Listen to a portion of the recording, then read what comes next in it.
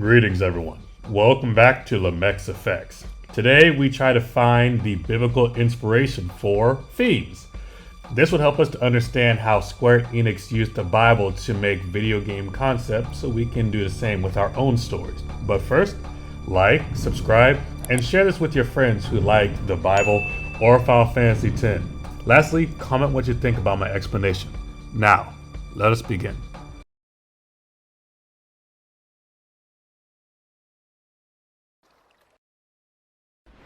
When Sin attacked Xanarkand that day, I woke up in Spira. I kept hoping it would work in reverse, too. I will defeat Sin. I must defeat Sin. I was just fooling myself. Maybe it was that day, on the sea, under the burning sun. I started to give up hope. I was in a foreign world. I wasn't going home.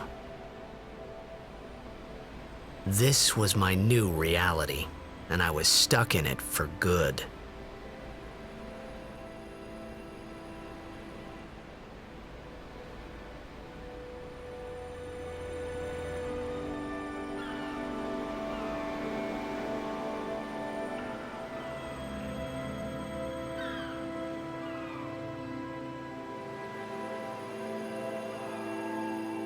So, we arrive in Kilika with a scene of Titus reciting his story.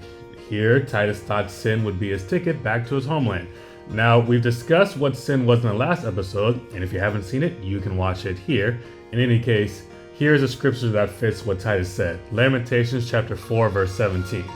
As for us, our eyes as yet failed for our vain help. In our watching, we have watched for a nation that could not save us. This scripture depicts that Israel looked to other nations to save them. They thought the other nations could save them, can help them by returning them back to Jerusalem and save them from God's punishments.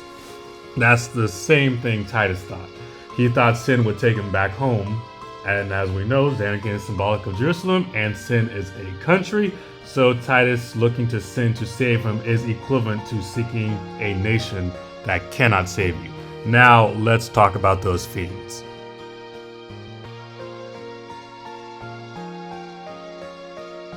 Now, as you know, many people vehemently contend that Final Fantasy X has nothing to do with the Bible. In fact, they say the game speaks against religion totally. However, I created this series because I found that Final Fantasy X uses the Bible to paint more of its world than any other story I've seen. And the fact that people think it speaks against religion is a testament to how well written and well hidden these biblical references are. The story utilizes many biblical passages in a way that non-Christians can enjoy the game without feeling preached to. I believe that if I understand how Square Enix hid these messages in their game, I too can make stories that everyone can enjoy without letting them know my religious foundation. So, let's get on topic.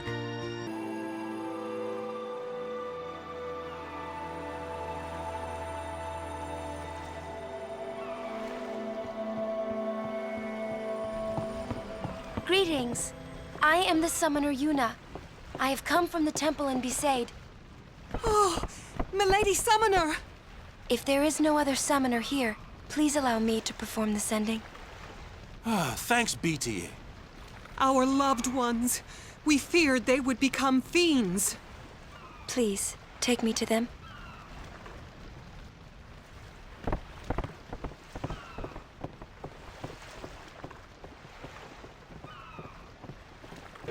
Okay, I know this is a lot to take in, however the point is, what is a fiend? So, because they said, we fear they would become fiends, but let's hear what Lulu's explanation of what a fiend is, and watch a short cutscene so we can get the answer.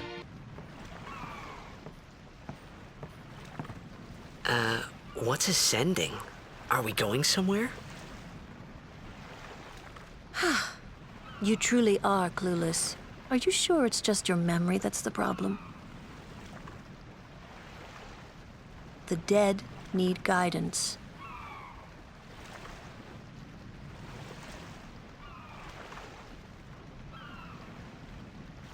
filled with grief over their own death, they refuse to face their fate.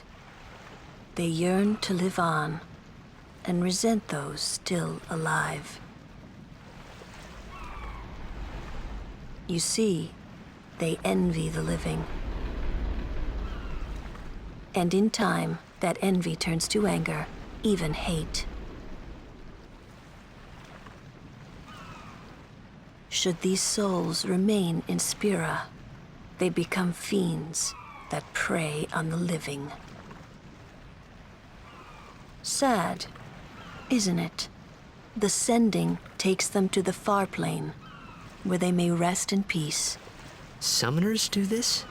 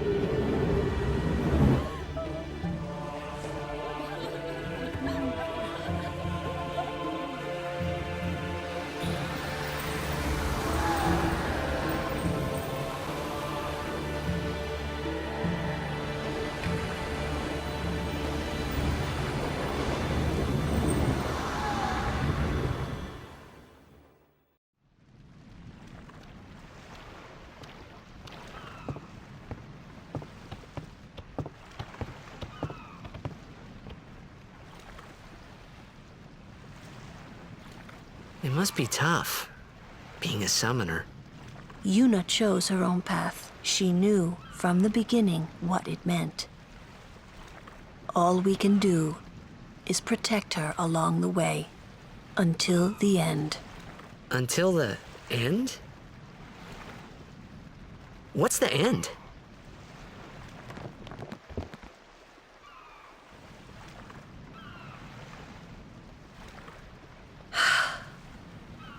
Until she defeats sin.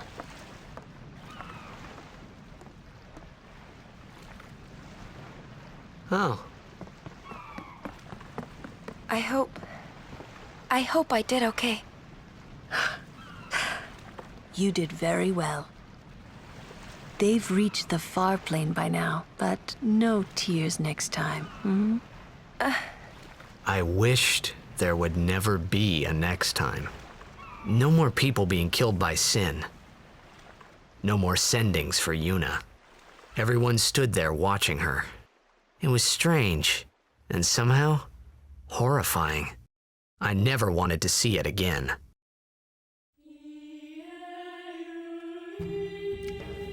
Okay, we have what the fiends are in the game. According to Lulu, the humans die and become fiends. This happens because they envy those who are alive and hate them for it. So, these dead people become fiends and murder people. Therefore, here's what we need to know. 1. What is the dictionary definition of a fiend? 2. What is death according to the Bible? 3. What is life according to the Bible? And 4. Do those who are dead hate those who are alive in the Bible? That's pretty much everything she said, right?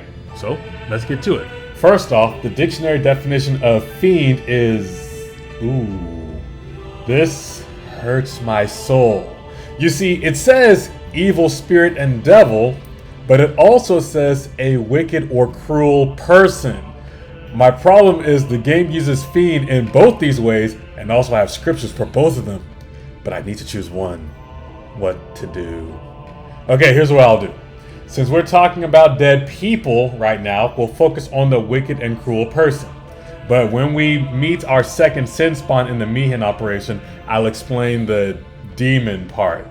See, this is a series, but because there's too much to unpack in just a few videos, therefore I go through the entire story and each individual cutscene week by week. If you want to see it all, be sure to stick around for each episode and check out the playlist that I update every week. So, a fiend is a wicked person. That's what we're going with.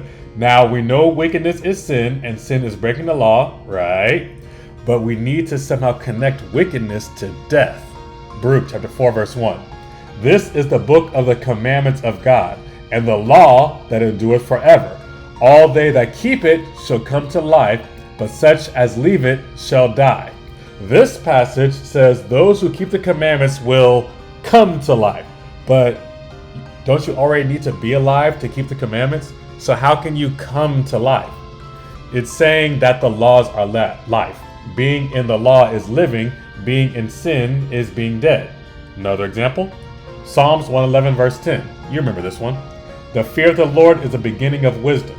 A good understanding have all they that do his commandments. His praise endureth forever. So, keeping the commandments is to have understanding, right? Proverbs 21:16. The man that wandereth out of the way of understanding shall remain in the congregation of the dead. So someone who leaves the commandments remains among the collection of dead people. Remain means to survive or live on. So the sinners live on as dead people. Now we need proof that those who are dead, meaning they who are living in sin, hate those who are alive or who are righteous. 1 John 3 verse 12. Not as Cain, who was of that wicked one, and slew his brother. And wherefore slew he him? Because his own works were evil, and his brother's righteous. So Cain murdered Abel because he hated him. Why? Because Cain was in a dead state, he was in sin, and Abel was alive, meaning he was righteous, he kept the commandments. It's like how all the bad kids in class hate the one kid who does what the teacher says, saying, man, I hate that goody two-shoes, let's hurt him. Wait a minute, I think I got another one. 2 Ezra chapter 16 verse 49. Like as a whore envieth a right, honest, and virtuous woman. So, a whore is a loudmouthed woman who has slept with many men and or dresses provocatively. These women envy ladies who are quiet, conservatively dressed, and have only been married to one man, or have not been married at all, and have not slept with anyone. That envy turns into anger, even hate. These people become fiends.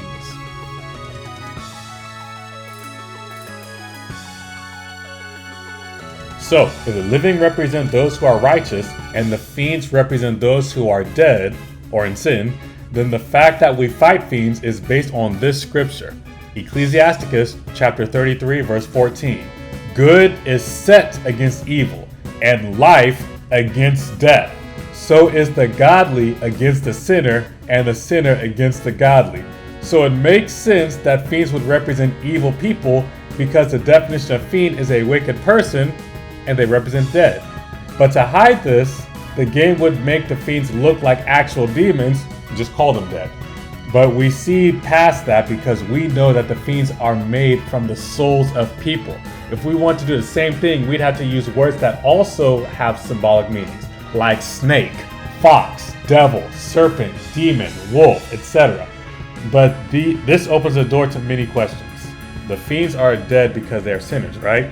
But Belgamine is dead. So is Orin. Are they sinners too? I didn't cover that yet, but I will when we get to Luca. Until then, Let's see what we can learn more in Kilika next time on Lamech's Effects.